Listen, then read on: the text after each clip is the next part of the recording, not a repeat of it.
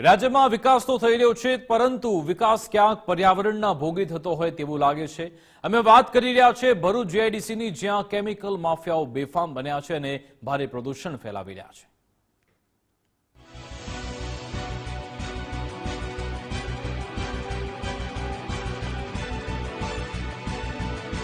ભરૂચના વાગરા સાયખા જીઆઈડીસીમાં sky intermediate company આવેલી છે અને તે વિવિધ પ્રોડક્ટનું ઉત્પાદન કરે છે, પરંતુ કંપનીમાંથી મોટા પ્રમાણમાં કેમિકલ યુક્ત પ્રદૂષિત પાણી જાહેરમાં જ ઠાલવવામાં આવે છે અને તેની બાજુમાં જ મોટું તળાવ આવેલું છે, જે પણ કેમિકલ યુક્ત પ્રદૂષિત પાણીથી ભરાઈ ગયું છે અને તે કેમિકલ યુક્ત પાણીના કારણે જમીનને તો નુકસાન પહોંચે જ છે, પરંતુ સાથે સાથે તે પાણી પીવાને લીધે પશુઓ પણ મરી રહ્યા છે।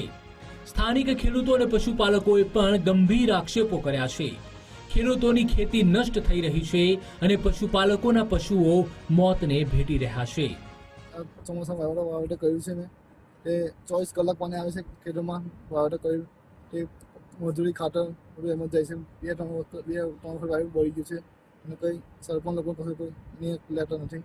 આ સાયકા જીઆઈડીસીનું પાણી બહુ કાળું આવે છે, એકદમ કેમિકલ આવે છે અને આનાથી પીવાથી મારા ગાય ભેંસ મરી ગયા છે, મારા ખેતીમાં નુકસાન થયું છે। અને બીજું કે કેટલી વખત અરજી આપી છે, કોઈ માનતું નથી। એ બાબતે હું જણાવવા માંગુ કે સાહેબ આની કડકમાં કડક કાર્યવાહી કરવી। હકીકતમાં તંત્ર પણ આ વાતથી અજાણ નથી, પરંતુ ઉદ્યોગપતિઓનું પાપ ખુલ્લું પાડવા માટે સ્થાનિકોએ હવે મીડિયાનો સહારો લીધો છે। આટલું ભયંકર કેમિકલ છોડવા છતાં જીપીસીબી ગાંધીજીના 3 વાંદરાની ભૂમિકામાં હોય તેવું લાગી રહ્યું છે। અમે આ કંપનીઓ બતાવી કે આ કંપનીઓ કેમિકલ વાળું પાણી કરે છે।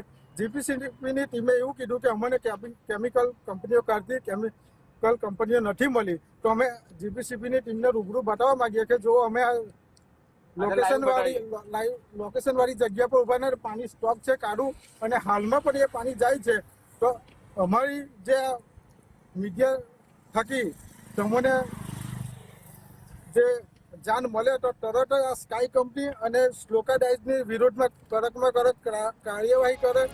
હવે તો સ્થિતિ એ થઈ ગઈ છે કે સબ ભૂમિ ગોપાલ કે સમજીને બેઠેલા ઉદ્યોગપતિઓની શાન ઠેકાણે લાવવા માટે જીપીસીબીના અધિકારીઓએ પોતાની એસી કેબિન છોડીને સ્થળ નિરીક્ષણ કરવું જરૂરી બની ગયું છે। દિનેશ મકવાણા, ગુજરાત ફર્સ્ટ, ભરૂચ।